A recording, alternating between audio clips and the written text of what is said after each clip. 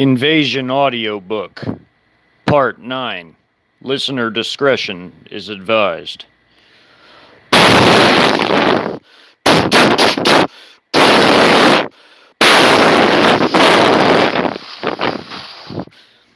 As the Robinson family followed closely behind the guardsmen and all of the other refugees, meandering through the rubbled husks of former homes and commercial buildings, having already had fled their last position at the dilapidated former grocery store, they moved with great haste towards the sewers. Brutal PAP forces in hot pursuit. No further than 300-odd meters behind them followed a light tank company and a mechanized infantry grenadier company belonging to one of the battalions of one of two PAP brigades in the city. These were two Trojan units, two light armored brigades of the PAP tasked with securing Ann Arbor, along with one mechanized infantry brigade of the North Korean People's Army. By now, resistance was being severely worn down by the combo of air and artillery strikes and use of shells, missiles, and small arms of the Ch1nese and North Korean forces inside of the city. The main external invasion forces by now had long since bypassed the city on the interstates, coming down from the funnel of Ontario, Canada, crossing into New York, but also into Michigan, on three different axes of advance, with the ultimate aim of headed south into both the American Southeast and Northeast as well, to link up with other prongs moving northeast from Mexico through Texas, and beach landing externals all up and down the East Coast as well. "Go, go! Now! Move your asses!" yelled one of the combat-fatigued guardsmen, stopping while others ran past him, motioning everyone forward as if he were a sort of traffic director. The Robinsons were all silent, including Jacob, who by now had to carry one of his two daughters, who for her part had a difficult time keeping up with everyone else.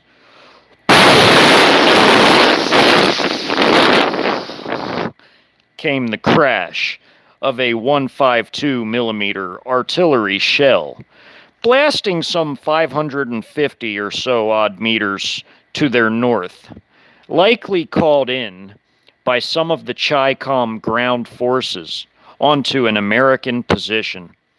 "Almost there!" yelled a guardsman, trying to sound encouraging, even amid all the chaos all around them. In his mind, Jacob felt some relief at hearing this, although he wouldn't feel completely safe until he and his family had made it underground without any issues. Came the crack of an M16 rifle firing. Then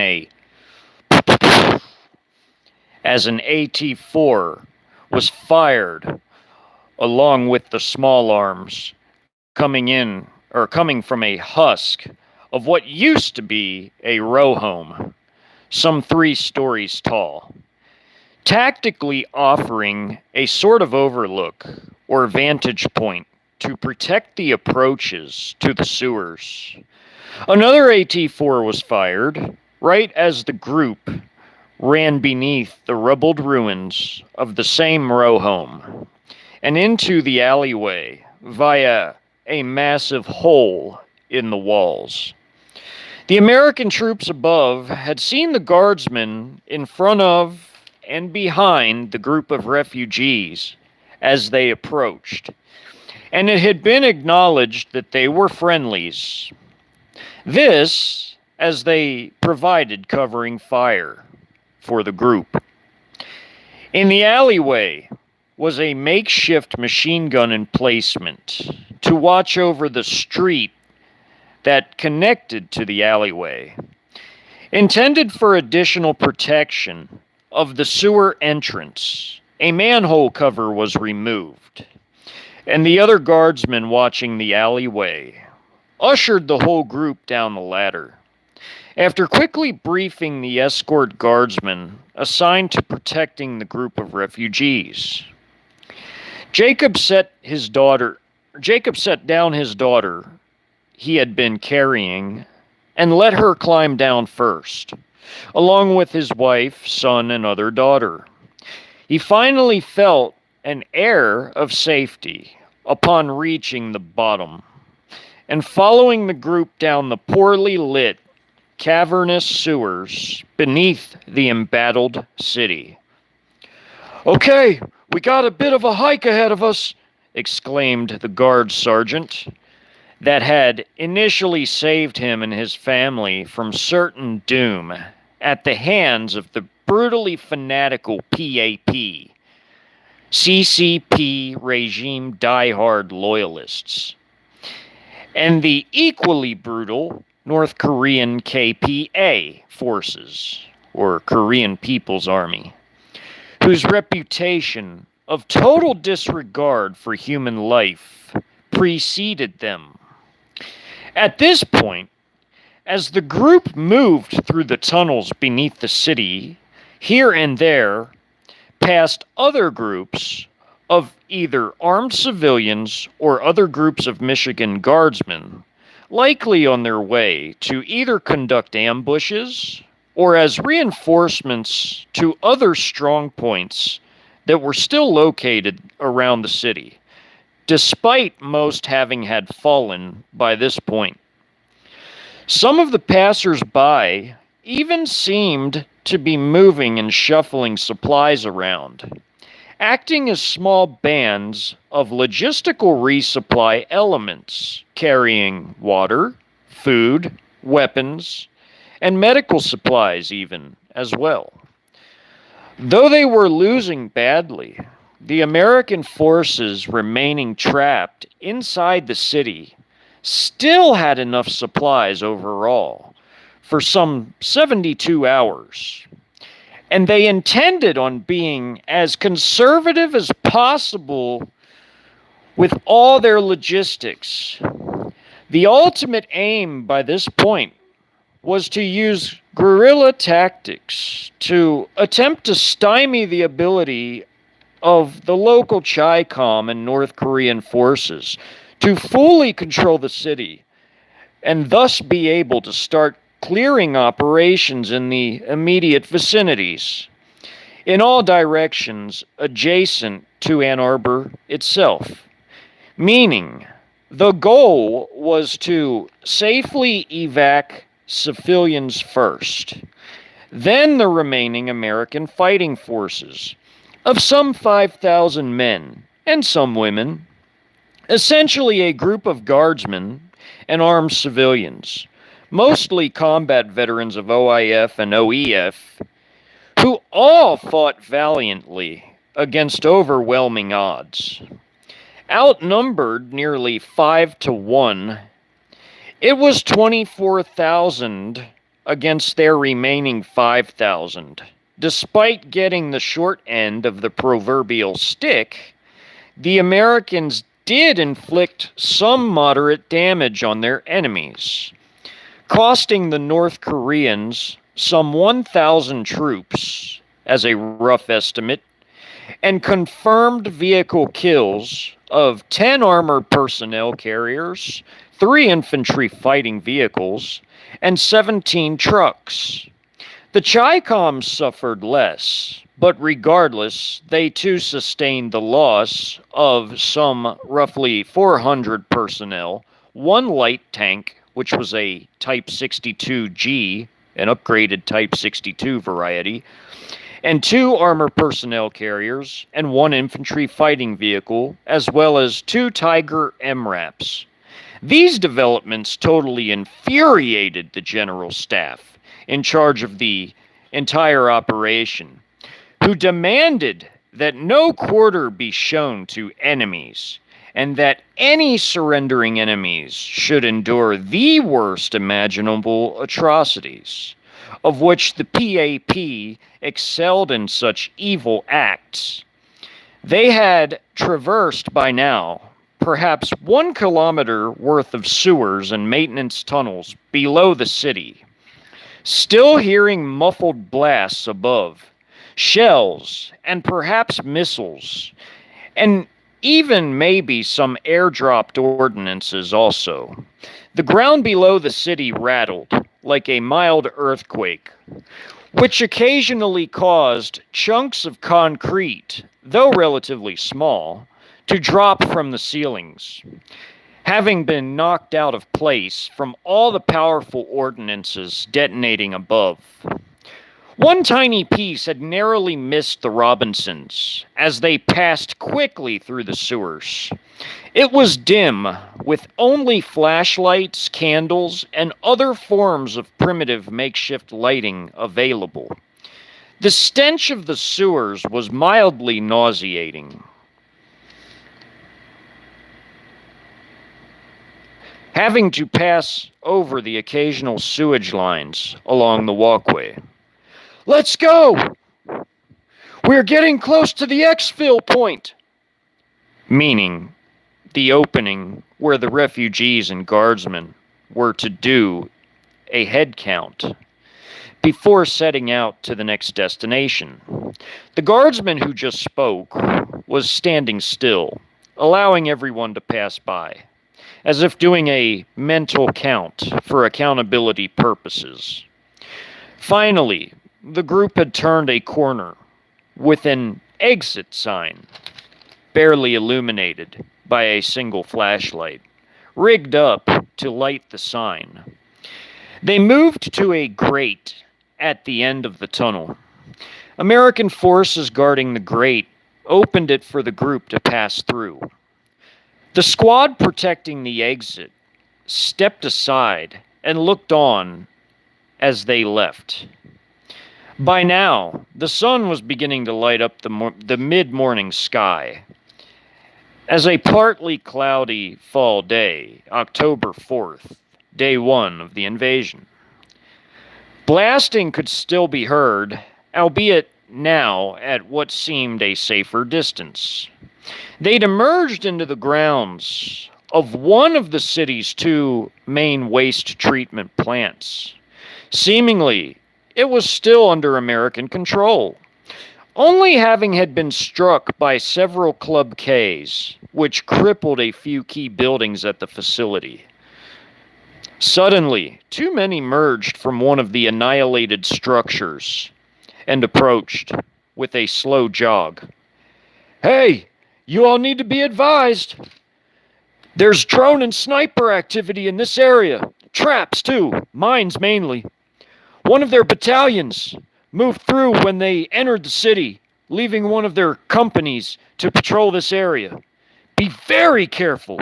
Use extreme caution as you move on into the woods." "I assume that's where y'all are headed?" the man said, before inquiring at the end of his explanation of the current situation in the immediate area around the plant. "Which way do you recommend we exfil the plant? Last we heard, refugees were being taken to an ad hoc camp out there somewhere." "We were never fully briefed. No comms, command and control. All fell apart when the shooting began," responded the guard sergeant of the group to the man.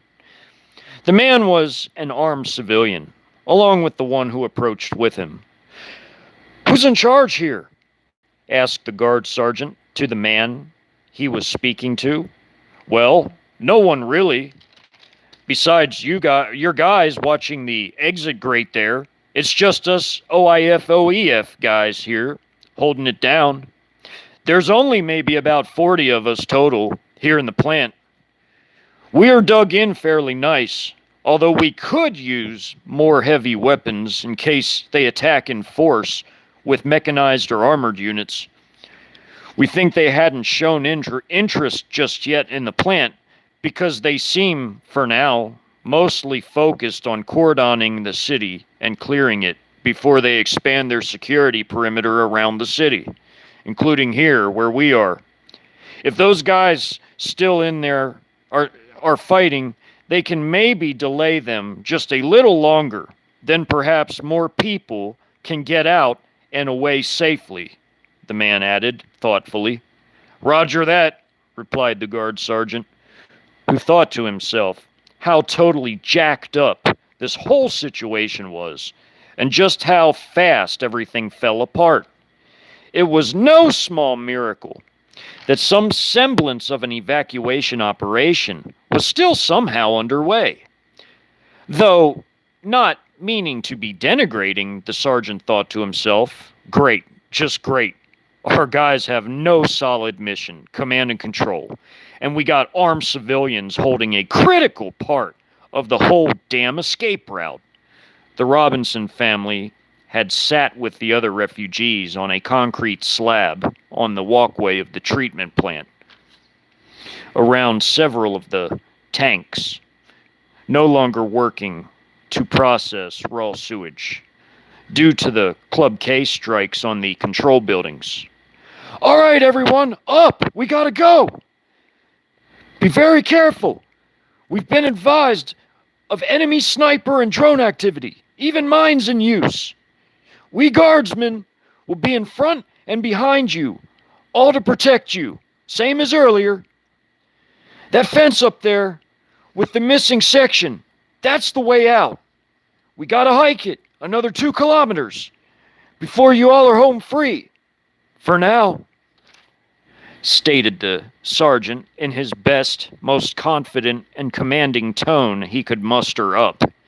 In actuality, he was scared himself by the prospects of the mines, snipers, and drones. Death could approach from any angle or side, below, above, or around. The guardsmen formed up in their 2 squads, 10 in front, 10 behind the refugees. Several of the refugees actually pissed their pants, literally, upon the sergeant briefing the group on the situation they faced ahead of them. They set out because there was no other choice. They couldn't return to the pandemonium of their former home, the city of Ann Arbor under extreme siege, nor could the plant or sewers accommodate them, as literally all available resources there were strictly allocated to the fighting men only. As the sergeant led the way, as the point man of the staggered column of his men, he stopped them using hand signals and motioned for them to take a knee. They did, as he got into the prone position and began to crawl through the fence, silently making his way up an embankment, a sort of mound right outside the fence line. He used his binoculars he carried and began to scan the area. He could see scattered woods, some fields, and a couple farms and scattered homes off in the distance, and even a gas station. He couldn't immediately make out any enemy activity, but finally, after a couple minutes, he seen a Chi-Com patrol, 4 Tiger MRAPs, moving down one of the country-looking local roads. They moved on and disappeared into one of the scattered woods to their north, roughly 3 kilometers away, or nearly 1.5 miles. He sighed a sigh of some relief. He seen them adjacent, or a decent distance from his group, and they were avoiding roads anyhow. His group was. They crawled back, or he crawled back, briefed his men on what he found, with one running behind the refugees to tell the other squad behind them about the current situation. Quietly, the sergeant used the move out hand sign, and they got up and all walked in single file, but in a staggered column. The refugees being told to stay immediately behind where the guardsmen walked, so as to potentially protect them from mines. The bravery and selflessness of the guardsmen was a sort of kindness that transcended anything words could even describe. Essentially, they were willing to literally risk their own lives and limbs to get the civilians to safety through a minefield. So far, so good. No sign of anti-personnel mines, but that didn't mean there weren't any around. One guardsman removed his K-bar, a combat knife, from its scabbard, and volunteered to get down on his stomach and prod the sandy soil in suspicious areas to check for mines. They'd made it about 400 meters down the trail upon having left the waste treatment plant. They now were in a wooded area on a sandy path. They stopped often to inspect the way ahead. It was nerve-wracking work, but nonetheless necessary to hopefully complete the mission alive and in one piece. "Found one, Sergeant!" exclaimed the volunteer mine clearance guardsman. He carefully dug it up and out of the sandy soil, examining it before handing it to the sergeant. "See this?" the sergeant said in a quiet but gruff-sounding voice, as he held the deadly instrument of maiming and possible death. "This'll either take your legs off, or even take you out of this world," he explained as he raised up the mine for all to see. "Found another, Sergeant," whispered the other soldier, returning with a second mine. "Hold on to it. I'll keep this one. Could become useful down the road," said the sergeant to the other soldier. "Roger, Sergeant," he responded in the affirmative. Several minutes elapsed. Satisfied the area was cleared, the group continued forward.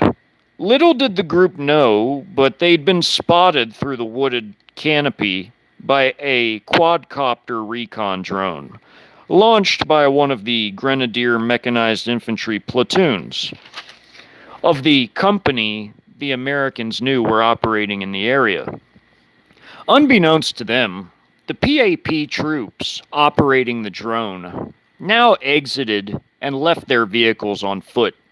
They left only the turret gunners and drivers.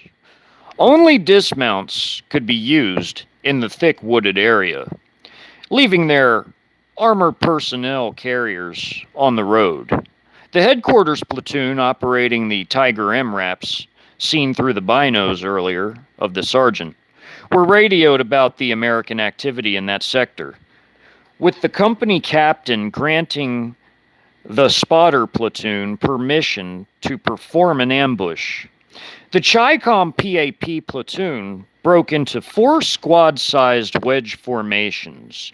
Each squad was a wedge of 10 men each, due to leaving 2 men per vehicle upon setting out on foot. Each squad had a machine gunner equipped with a light machine gun, along with men with Type 69 rocket-propelled grenades, some with barrel-mounted grenade launchers on their QBZ-03 rifles these troops carried, and even 2 HJ-08 anti-tank missiles. They moved with a purpose, with the lieutenant in command of the platoon shouting orders through his radio headset, as well as interfacing with the drone via the sergeant first class who moved beside him.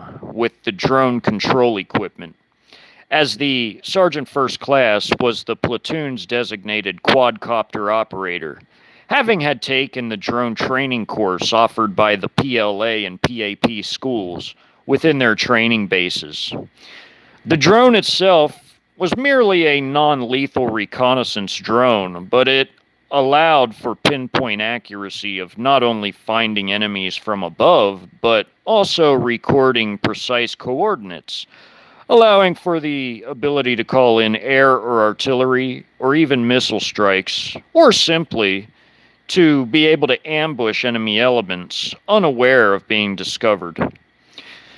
The platoon's designated marksman, or essentially the most accurate man at the firing ranges, carried a QBU-88 sniper rifle, only one per platoon. The light machine guns were Ch1nese, belt-fed, though enclosed within a box-style magazine, similar to that of the American M249 Saw. Essentially, this 5.8 by 42 millimeter weapon was the Chinese Saw, with an extremely high rate of fire. The troops manning these systems had to carry 2 extra barrels in case of overheating that could warp the barrel due to the high rate of fire. They now moved in closer, the squad sergeants being told to peel off their wedges so as to do a closing L style ambush, wherein 2 squads would come at them from the front, with the other 2 coming from their right side, gradually closing in for the kill. It was a classic type of tactical maneuver, essentially for a platoon-sized element or larger. They'd been advised of where mines had been planted, and none were within the kill box they intended to create with their textbook-style ambush. As the wedges on the right flank of the Americans had straightened out, forming into a line of the intended closing L, the other 2 squads from their wedges formed into the other line, some 400 meters in front of where the Americans were headed. It seemed to the PAP lieutenant who commanded the platoon that another victory notch would go into his belt. After all, his platoon, or really whole company, having been left to hold down this sector, had been ambushing fleeing Americans from Ann Arbor, left and right, both in the literal and figurative senses. They'd already KIA'd so many civilians, both armed and unarmed, as well as guardsmen trying to make it to their quasi-hidden camp, not yet discovered this early, only on day 1 of the invasion. It was located far enough out of the way, but only for the time being, since it wasn't near any strategically vital areas, and not even near any important roads.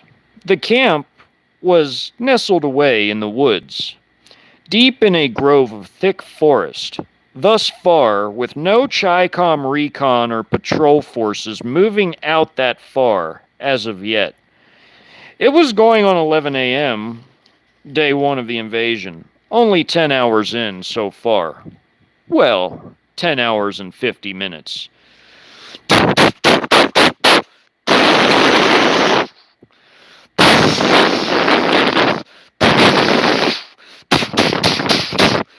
"Get down, everybody!"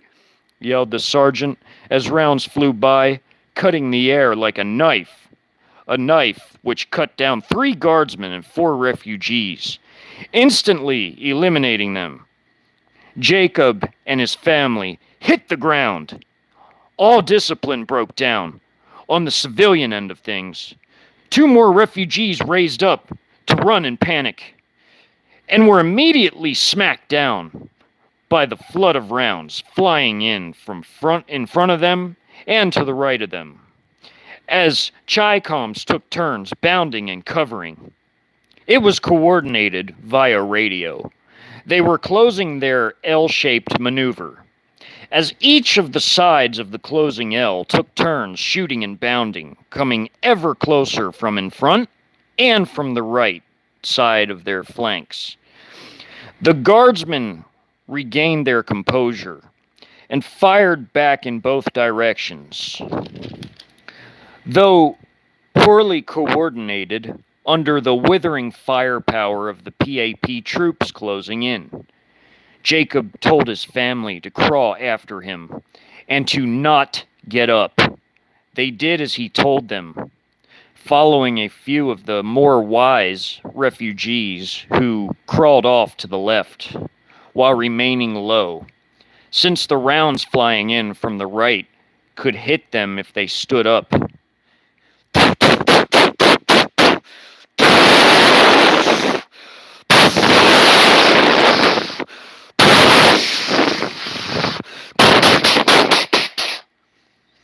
Jacob motioned his family towards a fallen tree and some large rock formations jutting out of the ground in the woods.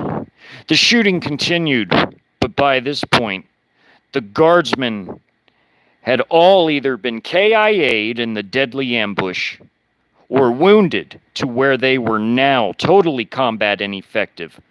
Whap! The sergeant was hit in the back by a burst of rifle fire into his body armor, causing him to fall on his face.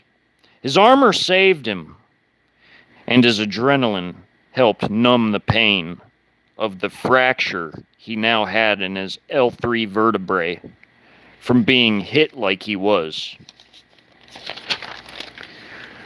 Regardless, it hurt enough. He let out a gasping sound of agony.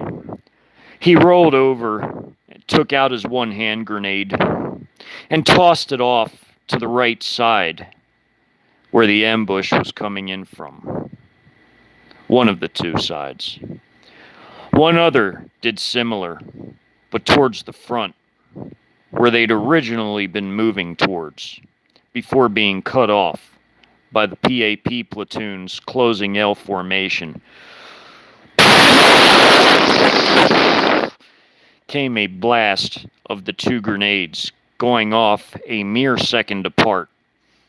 The several remaining had severely injured guardsmen kept returning fire in the prone position until Chi-coms let them have it, firing their rifle-mounted grenade launchers, cutting the men down, shredding them all with deadly shrapnel. It was over, but some of the refugees just barely escaped, thanks to God and to the selfless sacrifices of the now KIA'd 2 squads of guardsmen.